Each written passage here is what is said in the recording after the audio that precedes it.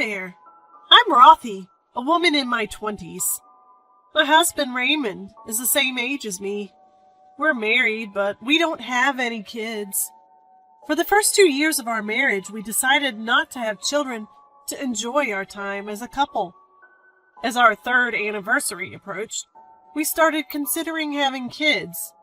But then, something unexpected happened. My younger brother was getting married, and our parents helped him with the cost of building a new house. They kindly offered to give us some financial help, too. With that, we planned to build a house in the next couple of years. But then came a request to live together with my in-laws and my sister-in-law. We had discussed living with my in-laws when we first got married, but I had declined, wanting to judge if we could get along with them. I had set some conditions if we were ever to live together. That sister-in-law would have to be married and move out, that if she ever got divorced and came back, we wouldn't live together, and that the land deed would be in my husband's name to avoid any potential disputes. My sister-in-law was still in college and wasn't looking to get married anytime soon. I didn't have a bad relationship with her, but she's the kind who doesn't respect personal boundaries and would snoop around our stuff.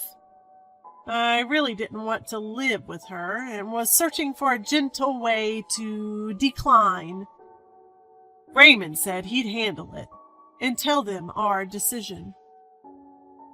It was a relief, since I was worried about making things complicated if I addressed it myself. However, even after this, my in-laws kept pushing us to live together. When I mentioned that Raymond had spoken to them, they acted like they hadn't heard anything. In fact, they countered, he seemed open to considering it. I was baffled by their response. From their tone on the phone, it seemed they were equally, if not more, puzzled.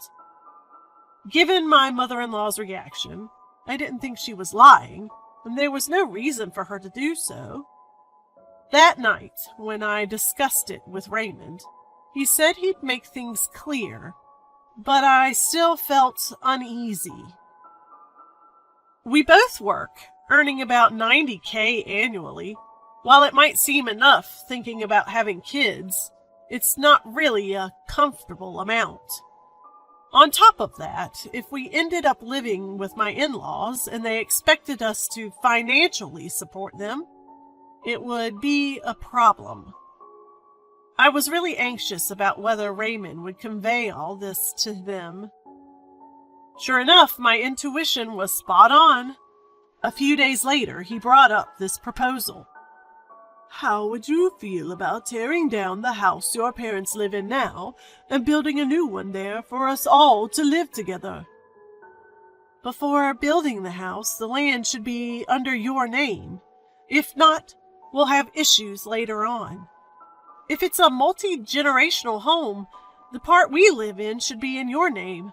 Otherwise, if I'm paying and get nothing in inheritance, I'd be at a loss.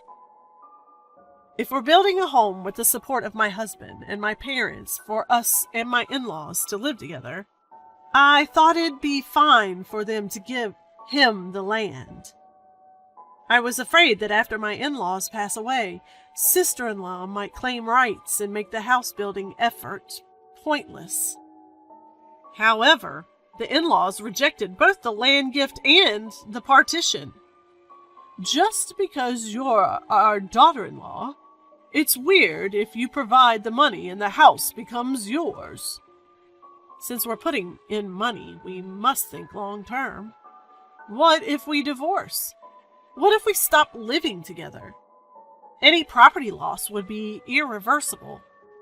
Being a daughter-in-law makes me even more cautious, but my in-laws and sister-in-law only insisted on their perspective.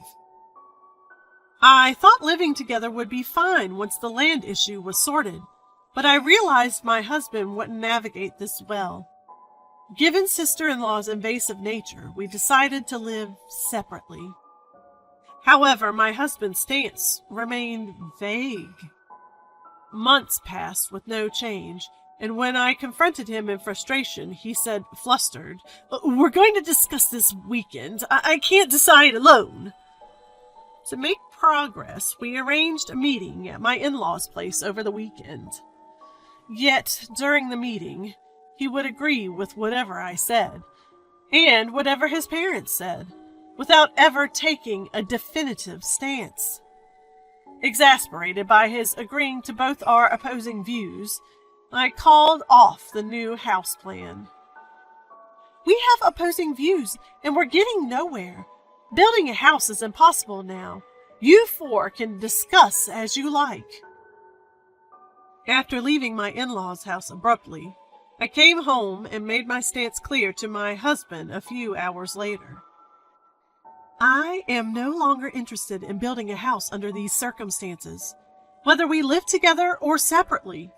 And just so you're clear, I won't be contributing a single dollar. If you want a home to live in with your parents, you'll have to fund it yourself." Rather than defending or opposing, the husband seemed hesitant and said little. A few days later, my sister-in-law showed up. She immediately burst into tears at the doorstep, berating me for being a terrible wife. Wanting to avoid causing a scene for the neighbors, I reluctantly let her in. "How could you abandon your parents? You devil! I won't leave until you change your mind about building the new house." "That's already settled. We're not building anymore." At first, my husband tried to calm the situation, but as sister-in-law continued crying and pleading, he began to side with her. "After all, both our parents were looking forward to it, and I can't bear. Do you intend to keep them in that old house for much longer?" Their parents' house was about 50 years old, with a leaky roof, creaky floors, and probably wouldn't last another decade. Sister-in-law confronted my husband, asking if he planned to make their parents' life miserable. Gradually, he started to agree with sister-in-law's points. Fed up with their behavior, I interjected sternly between my husband and sister-in-law. "Do you honestly think you can get everything you want without compromising? Deals work when both sides benefit. This isn't rocket science. Talking to you two is like dealing with stubborn children. You throw tantrums and become immovable when things don't go your way. I'm contributing the money, so of course I have conditions. It's audacious to reject those and then demand funds without spending any of your own. If you're so concerned about our parents, why don't you start contributing once you get a job after college? Stop trying to use others without any sacrifice on your end. And causing a scene right at the front door? Don't you realize it's a nuisance for the neighbors? I wish you'd think before you act and speak. Given the recent events and your lack of consideration, I've realized living together is out of the question. How do you not get that?" Feeling overwhelmed by my determination, sister-in-law went silent. My husband couldn't bear the tension. He said he'd drive sister-in-law back to their parents' home and left. During this absence, I called my close friend to confide in her. I confessed my dilemma, whether to take some time away from my husband and his family, hoping time would mend things, or to persistently seek understanding through conversation. My friend responded, "You might be unwavering in your stance, but they probably won't bend their beliefs either. Believing that through discussions everyone will understand each other is merely an illusion. There are countless people in the world who will never share your viewpoint. You either need to put distance between you or consider divorce. Otherwise, you'll just end up being used for your money." Those words solidified my resolve. Deep down, I already knew that mutual understanding with my in-laws was unlikely. And I knew that not everyone would come out of this happy.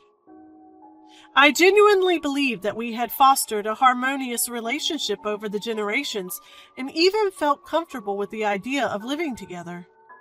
It was daunting to think about impulsively divorcing my husband, whom I once desired a life with. I had hoped to resolve things amicably. However, I couldn't ignore the realities. Whether I chose divorce or continued with the marriage, I needed money to live. I couldn't risk losing it. If you don't stand your ground, especially where money is concerned, you'll regret it. There's no way this can be resolved smoothly, she advised. Following my friend's suggestion, I took precautions like moving my banking cards to a safe deposit box. My husband had returned around the same time. Over the next 2 days, we had a lengthy discussion. I understand where you're coming from, and it does make sense. But when I hear my sister and parents, I feel they have a point too, he admitted. My husband had a tendency to respect everyone's opinions, almost to a fault. To be frank, he lacked firm beliefs. Easily swayed by others. This often put him in the crossfire, making him an easy target from both sides. Recognizing his lack of self-awareness about this trait, I confronted him. You agree with me when you listen to my side, and you side with your family when you hear theirs. You're not fully supporting either of us. This isn't neutrality. You're just flipping sides, turning into a traitor. It's easy to label your nature as empathetic and genuine, but in this situation, being easily influenced isn't a virtue. What do you want? Do you want a life with just the two of us? Or do you also want a life together with your family? I always thought it was okay to live with just you, or even with our parents. As they're getting older, I felt guilty making them stay in that old wooden house. You weren't keen on it, but I sensed you were warming up to the idea of living together. But what you said to my sister earlier opened my eyes. We were just using their property for our gain. I thought it'd be a win-win with them getting a new home and us saving on land costs. But making you and your parents pay for 2/3 of it to ease our worries? That's not right. I don't mind living together, but you do, don't you? Given our future, I understand why it's tough to build a house on their land and live with them, especially when they won't even consider meeting our terms. I get why you might not even want to build a house anymore. I feel guilty for complicating things. I regret not having a firmer opinion. Then let's discuss it again with your parents. If we can't find a solution, we'll distance ourselves from them. I won't be used by them and won't just silently comply. If you side with them even once during that discussion, I'll consider them your only family and won't rule out divorce. Who is your real family? You're the reason I got married. I see you as my family, and I prioritize our life together. So I consider my parents as another household. If you want to distance ourselves, I'll respect that. I'm ready to give up on trying to please everyone. Following that, my husband and I discussed our future approach. We first clarified what distancing meant. He suggested living an hour or more away from his parents' place and only visiting them during New Year's celebrations, weddings, or funerals. I pointed out that unless there's emotional distance, it won't make a difference. What if we meet them for New Year's and they pressure us about living together again? Without that emotional barrier, it's pointless. As a result, we decided not to engage with them except for weddings or funerals until they are no longer mobile. However, if they reach a point where they can't move and my sister-in-law can't care for them, my husband wanted to assist a little. I am not heartless. For my husband, his parents are the only family who raised him. It would be cruel to abandon them. I wasn't planning to stop him. By the weekend, we met again at his parents' place to discuss. We can't just give away the land. It's my inheritance. My asset. If we're bearing the financial burden, shouldn't the title be in our name? Isn't it unfair otherwise? We're family. What's wrong with it being a shared asset? Do you realize how irrational father-in-law's argument is? He doesn't contribute a single dollar, but just because it belongs to someone he's closely related to, he claims it as his asset. Moreover, I don't share any blood relation with you. If something unpredictable happens, like a divorce, and I end up losing money, it would be a problem. It's not that easy to just say divorce. You just don't go and do it right away. It's just a hypothetical. I am making a point. People might view divorce as a bad thing, but it can also be a means for both parties to find happiness. As an outsider, I need to consider such risks. To begin with, the reason our conversation even reached this point is because you won't agree to terms and are just trying to use our situation to your advantage, right? It sounds terrible when you put it like that. We just said if you buy the house, we want to live there too. How else would you describe letting someone else pay, not compromising on anything, and trying to get a house for free? It's exploitation, and you're just taking advantage of the situation because of my daughter-in-law status. We said we'll cover our own living expenses. What's the issue if we live together? From this situation, I've come to see how unreasonable your demands are. Misunderstandings like this will only increase if we live together. If every issue becomes this big, it'll wear both of us out. Wouldn't it be better for both of us to maintain a moderate distance? It's not fair to say, we'll cover the building costs and you can pay for your own living expenses.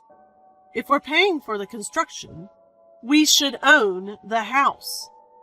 It's ridiculous that you won't contribute $1 to the construction cost, but want the house in Dad's name.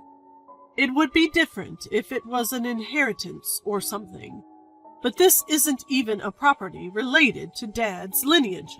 You're just trying to get a share of someone else's property. We're still family, aren't we? Don't conveniently use the term family. Once you get married, your spouse becomes the priority. We are not family here. Sharing assets doesn't make us family.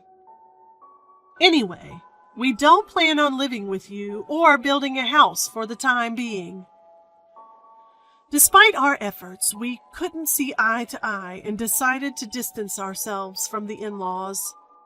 We set our home phone to display caller IDs and decided not to contact the in-laws unless it's an emergency. However, 2 weeks later, the in-laws confronted my husband at his workplace, demanding to know why he wasn't communicating and why we had abandoned our plans for the house. My husband honestly explained his reasons. Why don't you look deep within and ask yourself? We set the terms for building the house, but you didn't budge an inch. We're the ones paying, so you should at least consider our terms. We're not making any unreasonable demands. My wife's covering 2/3 of the costs, and I'm covering the rest. It only makes sense that any parts she's contributed to have her name on it as an asset. You won't compromise on the terms, won't contribute financially, and don't offer any solutions. And yet, you expect us to build a house on our dime and let you live with us. Don't you think that's a bit too audacious? Besides, who storms into someone's home or workplace just because things didn't go their way? You need to think like adults.